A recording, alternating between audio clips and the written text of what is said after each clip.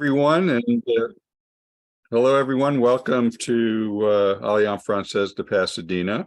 And we're here today with special guest, Keith Van Sickle from San Remy de Provence. And he's coming to us from his home there.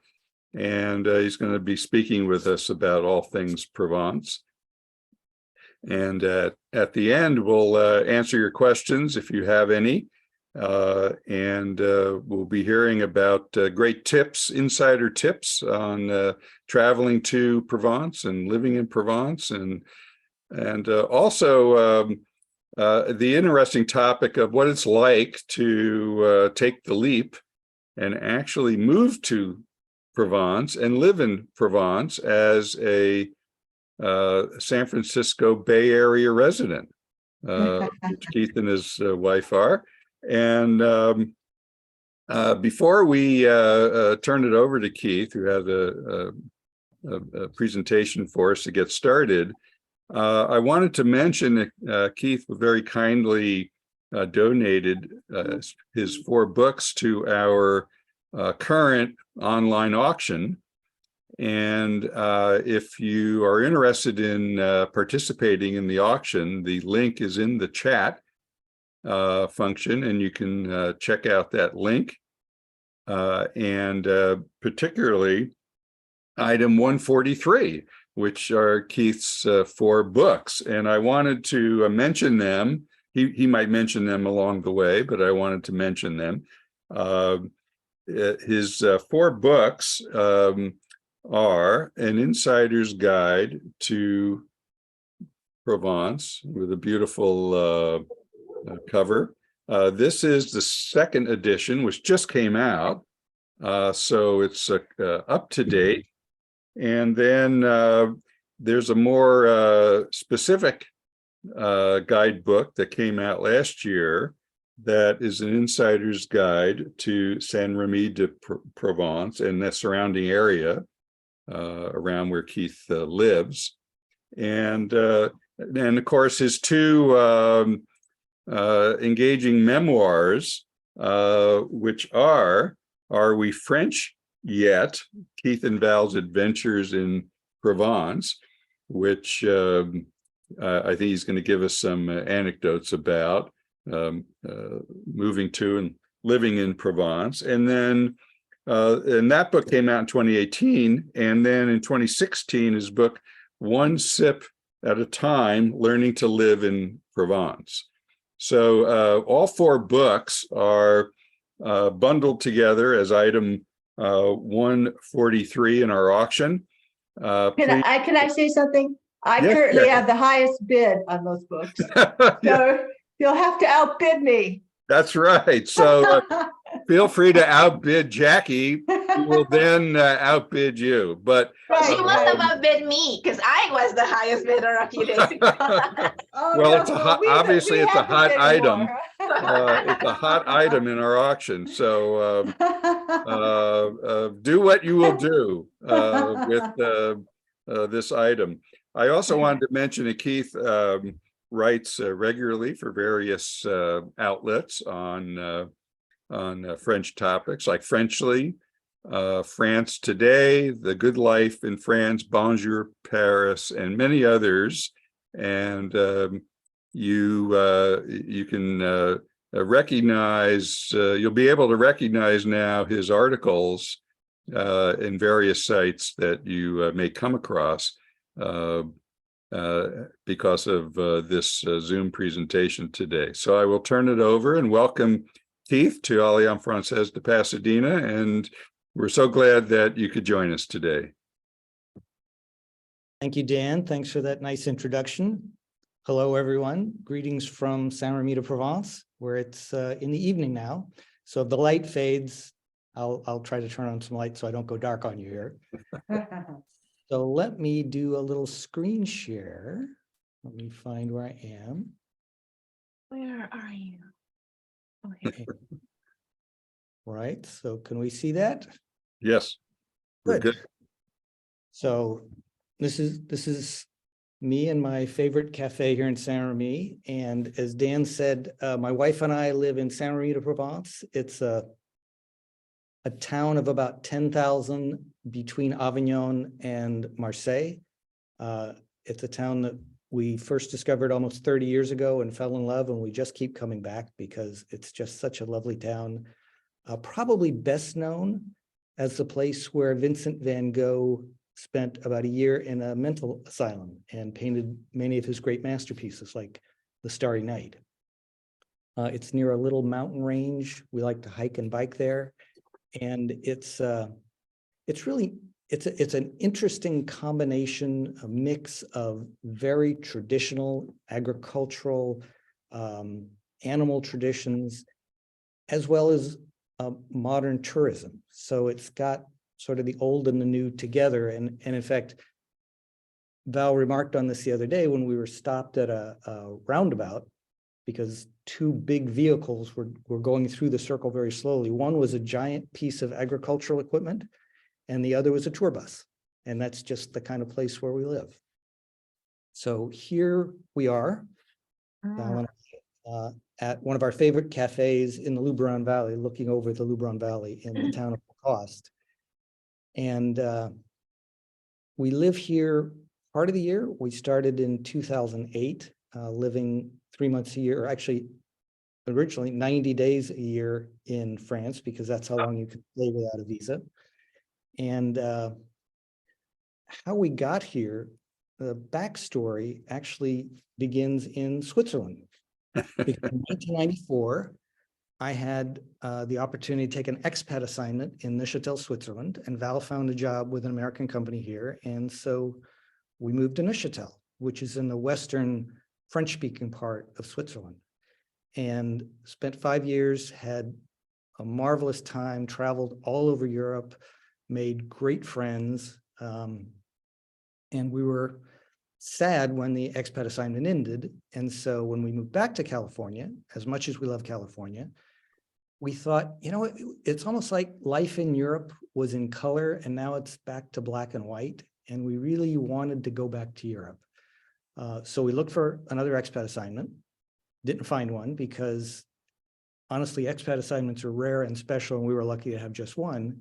So we lived our California lives and loved that, but we kept thinking about Europe. And finally, in 2008, we said, well, maybe we can sort of invent our own expat assignment. We can live there part of the year and avoid work visas and all that sort of thing. So we sort of restructured our work lives and both became consultants, so we could be flexible and work a lot sometimes and less sometimes, and decided we would try to live for 3 months in Europe and work from a distance, which in 2008 was not like it is today. Now it's everybody works from home, we have Zoom, it's easy. 2008, it was not easy at all. Internet was not nearly as available as it is right now. And we had one place where every time the wind blew, the internet went out. And if you've ever been to Provence, the wind blows a lot. And so the internet was always out. We were always trying to figure out how to do this, but we made it work and we loved it. And we, you know, when we came, we had to decide where to try this part-time expat assignment. We loved Switzerland, but Switzerland is very expensive. And if you have a Swiss salary, that works. If you don't have a Swiss salary, it is not affordable. So we said, well, we really always liked Provence. Let's try that. So for those of you who don't know where Provence is, it's this red section down in the lower right-hand corner of the hexagon. It's a big area. It's about the size of Maryland. And we've tried different places here before settling really on Saint-Remy. For those who don't know it, what is Provence known for? What are some of the images that come to mind when people think about Provence, or things that people see when they visit? Lavender. It's famous for its lavender. From about mid-June for a couple of months in the hot weather, there's lavender in a lot of places. It's very beautiful. It's very aromatic. You want to take your picture in a lavender field. It's in all the markets. Famous for its lavender. It's famous for its village perché, perched villages, these hilltop villages that dot the landscape, because back in the Middle Ages, there wasn't a lot of social order after the Roman Empire collapsed. And so people fled to the hills and built these fortified cities on top of hills, or like in San Remi, built a big wall around the city center, which here no longer exists, but there's a ring road where the wall used to be. So these beautiful, charming hilltop villages, not really sure I'd want to drive around in one, but they're very charming to visit. The Côte d'Azur, the Riviera, the blue waters of the Mediterranean coast, cities like Cannes and Antibes and Nice, just beautiful, gorgeous coastal areas. Oops. Provence is where you will find the best Roman sites in France by far. Most of the great Roman sites in France are here in Provence. Big arenas, which are still in use, theaters still in use, bridges no longer in use, but there's one that was being used until about 50 years ago. Temples, fantastic Roman sites, and this, which is my favorite, the Pont du Gard, which is part of a water system that brought water from a big spring to the city of Nîmes. And the water was transported across this river valley via an aqueduct, the Pont du Gard, through a chamber above that top set of arches. And to give you an idea of how big this is, because it is way bigger than I realized the first time I saw it, if the Statue of Liberty were standing on the water on the left side over here, the top of her torch would just about reach the top of the Pont du Gard. It is almost 200 feet tall. It is long enough that 3 jumbo jets could stand on it, nose to tail across the top. It would collapse, of course, don't try, but it's huge and it's still there 2,000 years later. These Roman sites are just fantastic. If you love Roman stuff, Provence is really a wonderland. It is also, interestingly, where the papacy was based for about a century. It was not in the Vatican. It moved to Avignon in Provence for historical reasons, which have to do with a dispute between the King of France and the Pope. And let's just say the Pope ended up dead, and the next Pope was a really good friend of the King of France. So there were 7 popes who lived here in Avignon. This is the Papal Palace, which is interesting because, again, this was when there was not a lot of social order. So this is a palace and clearly a fortress. And the city of Avignon is surrounded by massive walls, many of which are still intact.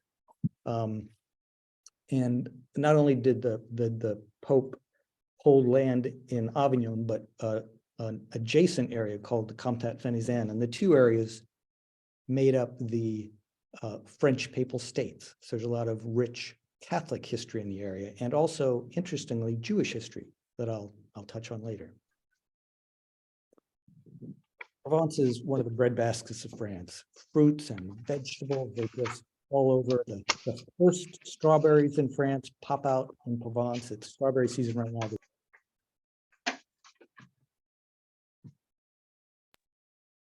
Did I just lose myself? No. Now you did. Thank you. Oh, interesting. I got a funny message on my computer, sorry. So it's also an area with one of the major olive growing regions in France. And in fact, the olive oil here often wins best olive oil in world competitions. And so every town and village has a weekly market like this one here. Some cities like Aix have markets every day. And they're just, what a pleasure to go to the market in the morning, look, smell, taste, buy, and get yourself a picnic, figure out what you're having for dinner. It's really one of the things France is great about, and Provence is an especially rich area for produce and markets. And then there are here, again, it's a rural area which really maintains its rural traditions, its animal traditions, like this, which is called the transhumance, which commemorates when sheep used to march through town after town on their way to higher pastures for the summer. And the sheep still go to higher pastures, but now they take trucks. It's a long walk. But we still have lots of shepherds. And once a year in a number of towns around here, there's a festival where they march the sheep through town. I mean, Saint-Remy has thousands of sheep. It's like this incredible river of sheep with music and sheepdogs and chariots and all sorts of things, and just lots of these very rich rural traditions. Yesterday on May Day, there was a festival of the chariots, where they had chariots being drawn by a line of 50 donkeys and kids cracking whips, and it's really fun. It maintains its traditions. It's nice. And then, of course, in Provence, you will see the old boys playing pétanque, which is a game a little like bocce or lawn bowling or boule. It's especially popular among the old guys, but anybody can play. Everybody does play. And I think one thing that makes it great is it's the only sport I'm aware of where drinking is encouraged. So you'll always see a glass of pastis or glass of rosé. It's really fun. Everybody can play. You don't have to be very good. We play it, not very good, but it's really a gas.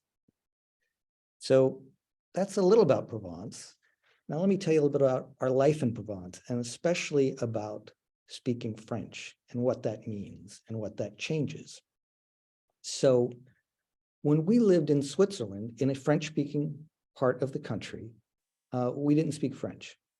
Val spoke some. I could order food in a restaurant, but we worked in companies, American companies, where everybody had to know how to speak English.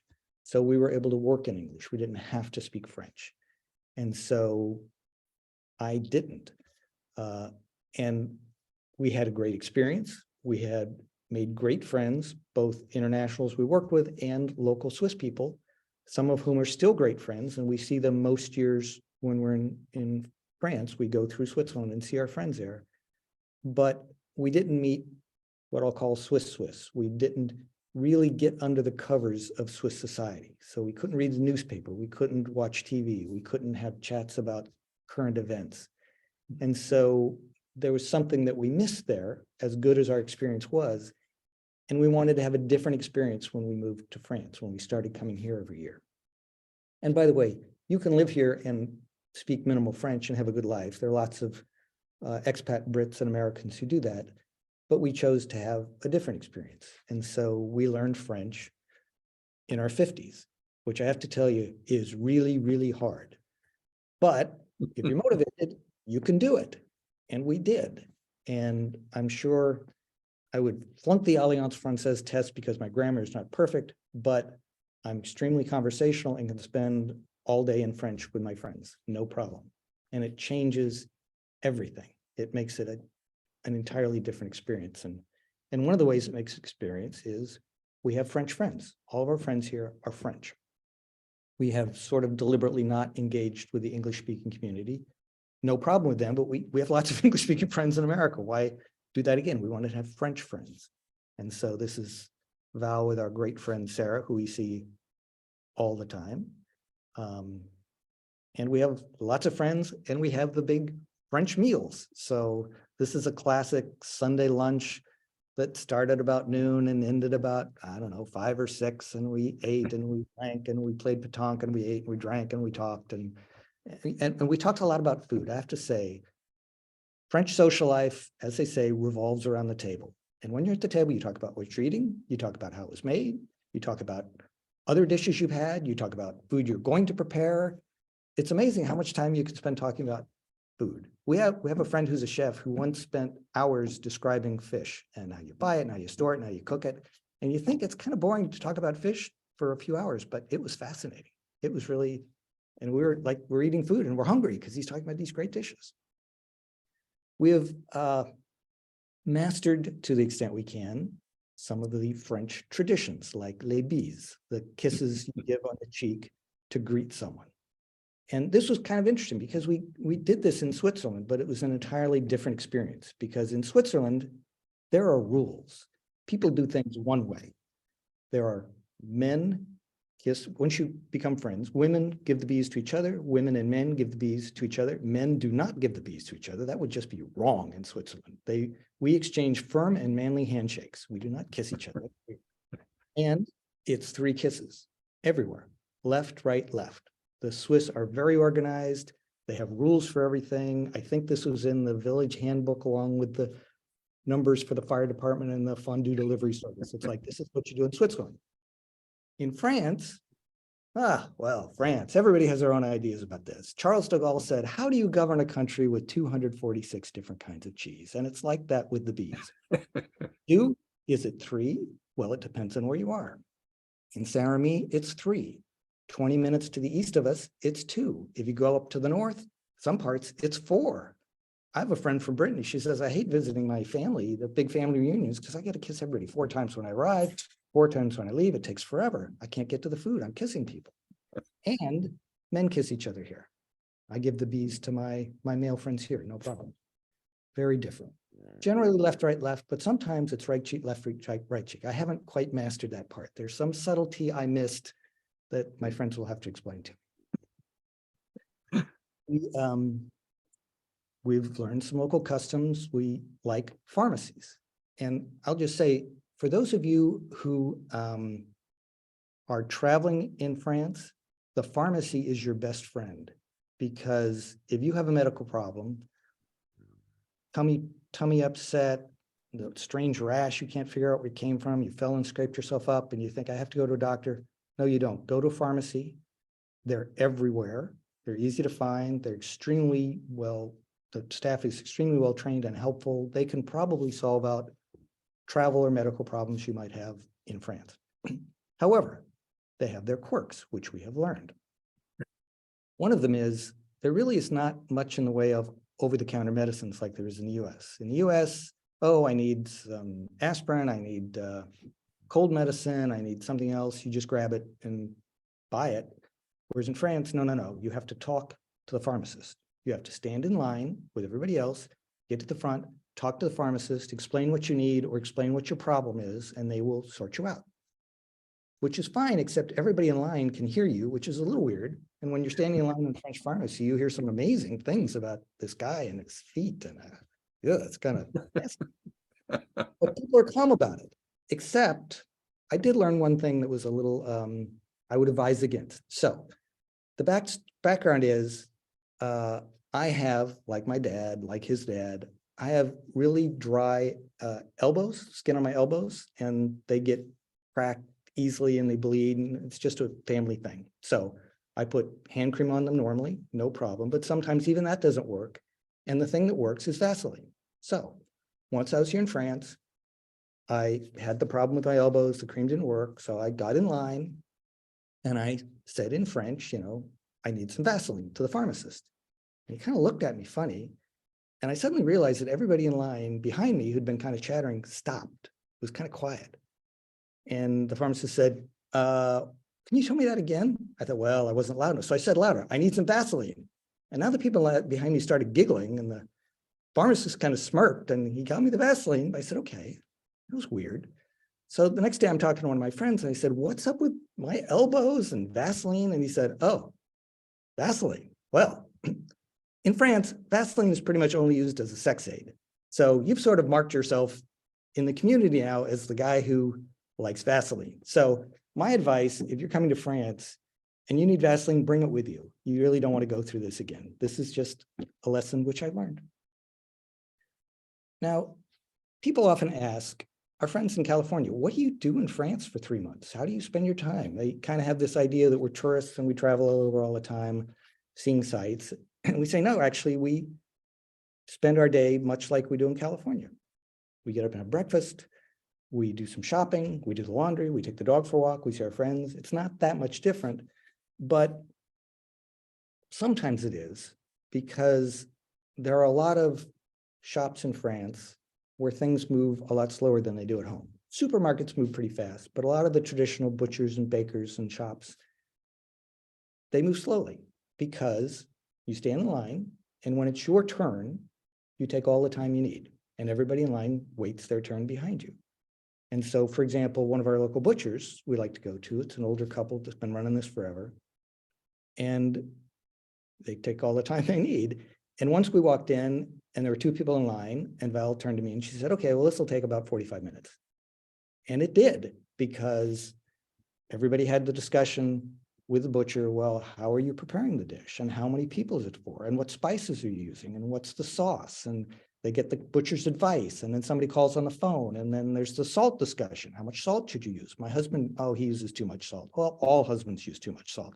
And it just, how about the kids? What's up with your bunions? It's this long discussion. So don't be a hurry if you go to a traditional shop in France. They're great, but it's different. We go to local sporting events. This is the course camarguaise, which is sometimes called French bullfighting, but it is not at all like Spanish bullfighting where bulls are killed. In this one, nobody gets hurt. The guys don't get hurt, the bulls don't get hurt. It's a sport where there are little doodads wrapped around the bull's horns, and these young men, and it's always young men because women are not stupid enough to do a game like this, have to run up to the bull and take these doodads off the bull's horns, which you'd think is extremely dangerous, and it can be, but they work in teams to distract the bull, and then they run and jump over that red fence before the bull gores them. And I've never seen anybody get hurt. I like it for the tradition and the sport, and it's exciting. Val really likes it because this young man is wearing the traditional outfit, which is all white and actually quite snugly fitting. She calls them the young men in their tight white pants. She loves this sport. Now, one of the things, and this is really where French has been wonderful, there's a local historical society that has presentations every 6 weeks, and we like to go to them because they talk about really fascinating things about the town and the region. And one, a couple of years ago, was especially brilliant and moving because it was about the resistance in Saint-Remy, the French resistance during World War II. They had a historian who talked about the resistance in general. He talked about what happened locally, you know, the Nazis and all that sort of thing. And then he said, so I've got something to show you, which was only recently discovered. And that is a list, handwritten list from the 1940s of the members of the French resistance in Saint-Remy in 1943. And he said this was incredibly dangerous if the Nazis got their hand on it because all these people would have been murdered, probably with their families. So first of all, he puts up the list of names in this old kind of loopy, old-fashioned handwriting, which everybody is riveted by because they're looking to see, do I know anybody on this, any family names on this list? And he says, so there are a few things to note. One is, there aren't very many names. There are 52 names. There were 6,000 people in Saint-Remy at the time. So very few people were really in the resistance. There was sort of this myth after the war that we were all in the resistance. He said, no. It was incredibly dangerous. Very few people would risk their life like this. So there weren't very many. The second thing to note is half this list is women. There are 26 men and 26 women. He said, now this is interesting because after the war, the French government did some research to find out who was in the resistance so they could give them medals and honor them appropriately. But the criteria they used was who carried a gun. And most of the warriors, if you will, the soldiers, were men. But a later generation of historians looked at that and said, that's really not the right question to ask, because the right question is who risked their life? Because there are a lot of ways that you could put yourself in just as much danger as someone carrying a gun. You could run a safe house. You could transport weapons. You could be a courier with messages. You could care for the wounded. And all those people were at equal risk of losing their lives. And he said, clearly a lot of those were women. And we see that here in Saint-Remy, which is kind of funny because you could see couples in the crowd, the wives kind of nudging their husbands and saying, yeah, come on, pal. But at this point then, he said, and I have a special guest for you. I have one of the women whose name was on that list. And he brought out this woman who he said was a teenager during the war. She and her dad were in the resistance. She was a courier at night after curfew. And he said, if you were caught after curfew out and about, the penalty was summary execution. So this was extremely dangerous. So not only did she risk her life repeatedly, but even after the war, when at one point a crowd of vigilantes decided they were going to grab some people they thought were collaborators and kill them, she stopped this mob of vigilantes and said, no, that's what the courts are for. They'll deal with it. That's not your job. And so this little old lady walks out. She was 90 something at the time and spoke to us in this very soft voice and just kind of said, you know, I don't think I did anything special. I did what had to be done. And thank God we got out of that, and pray to God it never happens again. And oh, we're all tears down our faces listening to her. It was beautiful, and it was a French moment. So, as Dan said, I've written 4 books. The first 2 about our life in France. The first one, the first few years in France when we did a lot of stupid things. And so they turned into funny stories if you let them. So a lot of funny stories about stupid things we did. I did especially. The latter 2 travel guidelines. They're not intended as full-on travel books if they're not intended to substitute for Rick Steves or Lonely Planet, but rather as supplementary guides, our favorite things to do and see here in Provence that might give you some insights you won't get in a standard guidebook. So they're intended as an addition, not a substitute.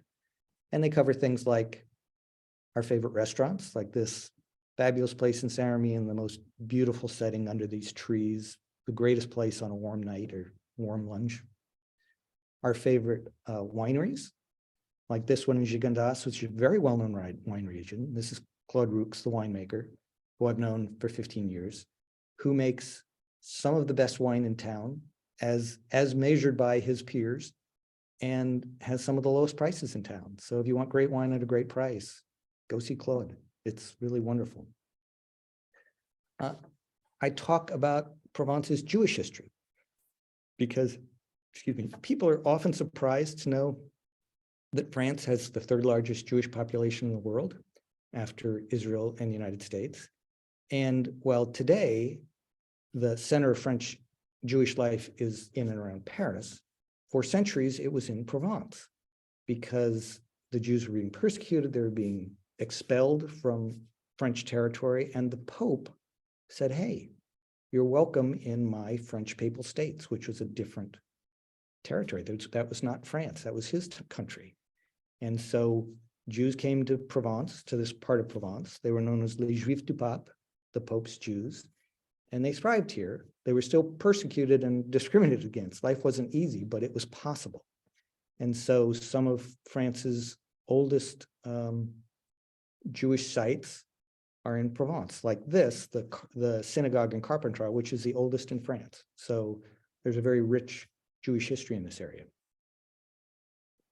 And I also recount a few funny things, like the town in France that banned UFOs in the 1950s. They put a law on the books which banned the takeoff, landing, or overflight of UFOs in their territory. And the law is still on the books. And the mayor is on record as saying, it worked. We haven't had a UFO since. So funny little things like that. So with that, I am happy to answer any questions you might have. Well, thank you, Keith.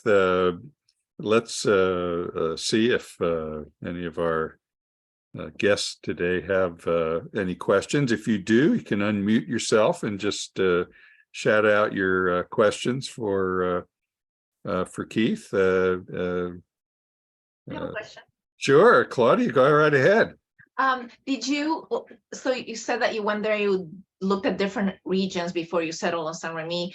Did you rent, or did you ultimately buy, or how do you go and live there for 3 months? Right, so we rent. We often find we'll rent a place year after year. We had one for 4 years, then it was sold. One we're in now, this is our 3rd year here. So yes, we own a place in California. Boy, it's a lot of work to take care of a house. So we did not want to have to take care of 2 houses on 2 different continents. Now, I'll say that because we come in the spring, we've also come in the fall, but we prefer the spring. It's the shoulder season. It's not peak season in Provence. And so this is a time when a proprietor might rent their house for 2 or 3 weeks, really. Most of the time it would sit empty. So they're willing to give us pretty good prices. You can negotiate some on price. So that makes it work. Yeah. Oh, so you're there like from what's spring over there? It's the same as here? Yeah, we're usually here from mid-March to mid-June, say. So just almost exactly spring. Yeah, okay, perfect, thank you. Ellen, go ahead, Ellen. I'm a big gardener and I live most of the time in La Jolla, which has a very similar climate to Mediterranean France. Are you familiar with gardens that can be visited in the region? You may not be a gardener. Not a gardener, sorry. Okay. I know they exist, especially, I think, especially along the Mediterranean coast. I understand there's some there. Yeah. Okay, thank you. Sorry. Keith, you had mentioned you like to go up into the hills for hiking and biking, and there was a great first photo of you and Val up having lunch with that fantastic view. What are those hills, and what is that like to hike and bike? Yeah, so right next to us are the Alpine Mountains. I'm actually surprised they're called mountains because I don't think they're any bigger than the Oakland Hills, for example, which is on the San Francisco Bay Area, or the Susanna Mountains or something in Los Angeles area. But it's a national park, so it's a protected area, and they're very, even though they're not super high, they're dramatic because it's flat and then they go up. And so it's a very beautiful area, lots of nice hiking trails throughout them, as well as little roads that don't get a lot of traffic, so you can bike on them without being very concerned. There are also a number of biking trails they've started to build, especially voies vertes, greenways, where they've taken, as in the United States, old railroad tracks, taken out the tracks and built a path there that you can bike on. So another favorite route is in the Luberon Valley, where there's a very long greenway, I think from Cavaillon to Apt. Not fully connected, there are a few gaps, but nice, flat, beautiful rides. So if you like flat or if you like hills, you can find that around here. And depending on how much you like to bike, there are also places that rent electric bikes. So for those who might want to do the hills but aren't necessarily comfortable doing that on a regular bike, e-bikes can make that very pleasant as well. Yes, go ahead, Ellen. One of my favorite things about going to Europe is I don't have to drive anywhere. Is it possible to survive where you live without a car if you love buses and are not in a hurry? Or do you really need a car? I think it depends on where you want to stay. So for example, we spent one year very near Aix-en-Provence, which is a really great town. It's about 250,000 people. And you can walk all over. So that's a really great place. Here in Saint-Remy, to get to the next town, you really need to have a car. There's no train service. There's not a lot of bus service. You can do it, but you have to be really patient. It's not as practical, but also depends on how often you want to do that. You may say, oh, I just want to do that once in a while and a bus is fine. And I love the town I'm in. So it really depends on where you are and how much you want to move around from there. Thanks. Yes, so Jackie, go ahead. So I'm going to be in Provence in October, the first week of October. So what's the weather like in the early October? Probably still okay. It starts to cool off the second half of October, but usually the weather's quite pleasant then. You run the risk that it might get cool, it might get wet, but you're probably okay. Right, Usually pretty safe till about mid-October. right. So for the first time visitor, which I would be when I go to Provence, what is your recommendation on where to center myself in, would it be in Aix-en-Provence or another town to be able to see quite a bit, let's say in over a 10-day period? I think it depends on whether you want to see the Côte d'Azur and the coastal part, or you want the more inland part, because those are two different places. If it's the coast, I would pick a coastal town, Antibes, Nice, Cannes, St. Paul de Vence, something like that. That's a fair bit to the east of where we are. Mhm.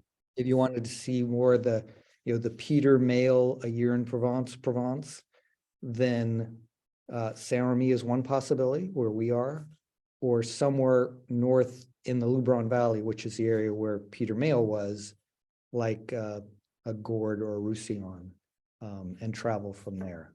Mhm. The first time we came down here, we did spend 10 days. We spent 5 days in Saint-Remy and saw a lot, and we then went to the coast and spent 5 days in St. Paul de Vence and saw a lot. So if you want one place, you have to make a choice. If you want to split it up, you could do something like that. So for example, what is the distance from where you are in Saint-Remy to Nice, as an example? 3 hours by car. 3 hours by car. So it's a sizable area we're talking about. Yeah. Exactly, because that's getting more to the eastern part and we're closer to the western part. And again, Provence is about the size of Maryland. Right. So it sounds like to get a full flavor, a car would be almost essential in order to drive through and kind of get the full experience of the whole area. Right. Either a car yourself or with a tour group, because those also work very well. So do you rent a car when you're there for a few months at a time? Yes and no. There is actually a special program in France for non-Europeans where technically you buy the car and sell it back, but it seems like a lease. You pay one fee based on the car and how long you have it. It has full insurance, including no deductible insurance, and you get a brand new car. So I understand that the break even is after about 3 weeks. Under 3 weeks, you should rent a car. Over 3 weeks, you should consider this program. And also one thing that's nice about it, for those people who aren't comfortable driving a stick shift and want an automatic, when you rent a car, automatics are usually way more than sticks. With this program, they're about the same. They're a little bit more, but not much. So we get one of these cars every year when we come over because we're here for an extended period. It makes sense. You have to book it ahead, etc. Because you have to choose which car you want. There's only certain car models available. You figure out which one works for you. But all the major French automakers participate. Renault, Citroën, and Peugeot. It's really great. How did you discover this? I don't remember. It was 15 years ago. But if you go to my website, there's an article about it. Okay, well, there you go. And your website is, tell us.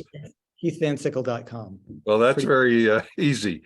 pretty creative, No, to learn about a program like that can certainly make visiting easier, especially if you know they definitely will buy the car back. Oh, it's just a deal. It's You know, just a you deal. have to pay Yeah. this. There's no question. It's like Yeah. signing, here's the date you return it. The only thing we discovered is the maximum is 175 days. Because last year we were here for 6 months and it's like, oh, we have to get another car. That was kind of weird. Oh, you also get a very cool red license plate. So people always look at your car when you drive by. You can watch people staring at your license plate as you drive by. We're used to. It's fascinating. What do you, yeah, go ahead, Ellen, go ahead. What do you do about medical care while you're there? Oh. If you had an emergency, do you, I don't know if you're 65, do you have Medicare? Which is Besides different going in to the France. pharmacy, I will soon, and I can't wait, but I don't have Medicare right now. Oh, okay. We have standard medical coverage, which if it's an emergency, you go to the doctor and then you get reimbursed. That's the standard coverage. When we got our longer term visa, we had to have emergency evacuation insurance just in case. The French wanted to make sure we weren't going to somehow burden the system if we ended up with something terrible, but that's not necessary if you just are under the standard 90-day Schengen visa.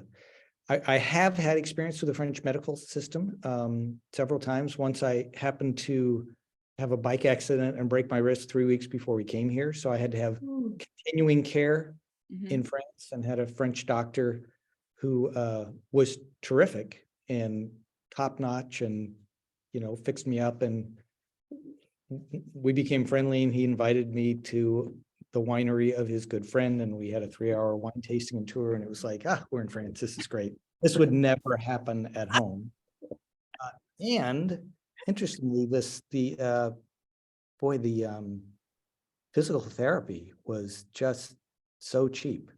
I mean, it was, I think, $17 a session, whereas in the States, Wow. it's probably Yeah. 100. And he did not have fancy equipment. He didn't have buttons and gadgets and all. There's one thing he had, because when you break your wrist, this is a slow part of the recovery. So he had this board with doorknobs of different sizes, and you worked your way up from the small one to the big one that was probably on a castle or something. And why not? It worked. And it was $17 an hour. It was unbelievable. Yay. I have a question. Yeah, go Yeah. ahead, Claudia. So when you go for 90 days, you actually have to go through some kind of process to get a visa through the consulate, or you get an automatic visa? What's this visa that I hear you talk about?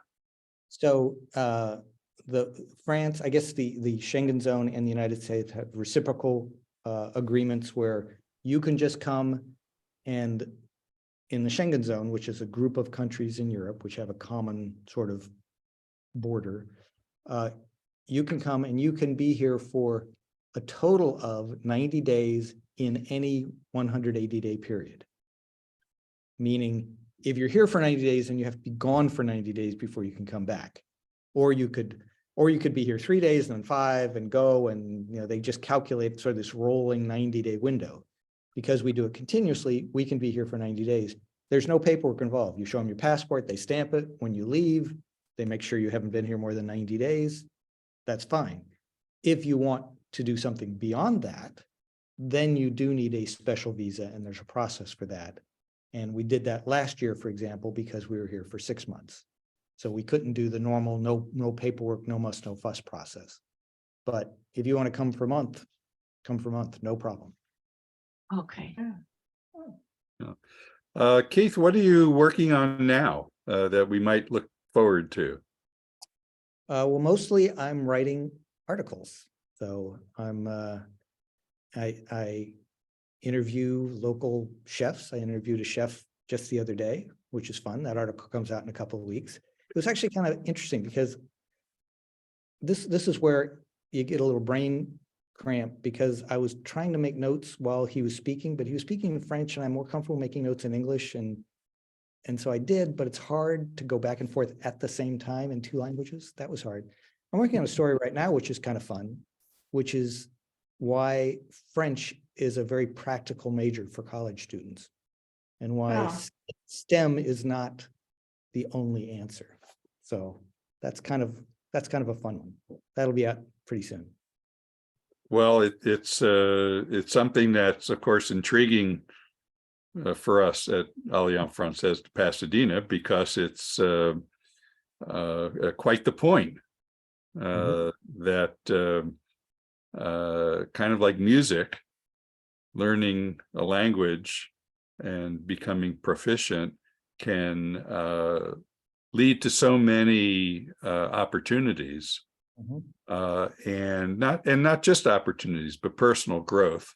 Absolutely. And I found after I went to law school, well, actually while I was in law school and encountering my classmates, there were quite a number of them that were music majors in college. And you wouldn't think that a music major, kind of like a language major, and it doesn't really matter even what language it is, would not necessarily, wouldn't necessarily lead to law school.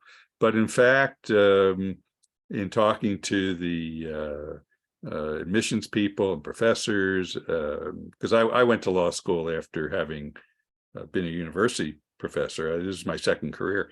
So, yeah, I was interested in this subject, and they said, no, absolutely. Foreign languages, music, arts are a tremendous prerequisite for doing well in many areas, including, if not especially, law, because it's how the brain works. And like you, I'm trying to learn French now, as Emma knows. Older than you, and it's not easy, but I'm having a great time with it, and there's something that keeps the brain active, and it's good. I'm glad you're investigating that topic. I look forward to reading that article, and maybe communicating with you about it after I read it. Jackie, go ahead. Yeah, I'll trying to learn French at 70. But, no, but I was going to say in California, what I was going to say is that in California, there's so much emphasis on learning Spanish instead of French. So why would you encourage French over Spanish? You know, it's interesting. First of all, I think you have to be highly motivated to learn a language. Yeah. And I mean, I had a friend when I worked in Europe who said he spoke 4 languages. He was Chinese, who grew up in Vietnam, also learned French and spoke English. And he said, I tell my kids, learn English because you just have to know English if you want to survive in the world. And after that, learn a language that you want to learn. Don't do it for practical reasons. Do it because it motivates you. And I have friends in California, even now, who are studying Spanish because there's so much Spanish around here. But ask yourself, when are you going to use that Spanish really? Who are you going to be speaking Spanish with? It's unclear to me. You know, there's a Spanish-speaking community, there's a French-speaking community. Depends on which one you want to plug into, which one you have brings joy to you. So Yeah, I think that's what I experienced too. There's something about the French language that has really drawn me, and it's such a beautiful language. You learn about the culture, the art, so much about art that really has brought me in and wanted to learn French. And it's just beautiful to hear people speak it. Well, supposedly there was the anecdote about one of the Habsburg emperors who spoke, and you know, he had vast territories. He spoke French, Spanish, and German. Oh. And he was asked once, when do you use each language? He said, well, I use French for speaking to women. I use Spanish for speaking to God, and I use German for speaking to horses. I don't know if it's true, but I like that story. Claudia, go ahead. You said that after your experience in Switzerland and you didn't speak French then, you came back, and when you planned to go, you learned it. So did you take classes in the US to learn before you got there, or did you go and immerse yourself in some kind of institute upon arrival in France to learn it there? So it was an ongoing process. It took years. Even at the beginning, Val was afraid to leave me in town by myself. So I took a couple of courses at a local JC, you know, French 2 and French, I forget. I took some of that. I got some books I used. I did some online things. Probably the thing that helped me more than anything was finding a language partner or finding language partners. Because when I was getting going, I was like a baby. I couldn't do much in the way of conversation. Nobody wants to talk to you. You're completely boring and you're slow. But I found people who were just getting going in English, and we would get together and we would be very patient as we tried to find the word and construct a sentence, and that really gets the wheels going. So language partners were massive for my French learning. I've had a number of them over time. I still have language partners in California that kind of keep things going when I'm there. So hugely helpful to me. Yeah, this was the same point that one of guests that we had on, you were asking before we got started, some of our other guests. We did have Oliver G on, and this was exactly his point, and the point of his memoir about getting started with his podcast. Was that his first roommate was trying to learn English, and he was trying to learn French, and so not a roommate, maybe the fellow who lived down the hall, who basically spent most of his time in Oliver's apartment, and that was his avenue for learning French while he was helping his friend learn English. And a lot of our French language partners become our friends. So that's sort of how we started to build our circle, even though we only speak French with them. They learned English, but they only speak French with them. The only problem with this versus a beautiful course like Alliance Française is they teach you words that you don't realize until later you should not be using in polite company, and use them, and then people are shocked. You're like, what? I say that with Christian all the time. No, that Christian, he gets me in trouble a lot. Right.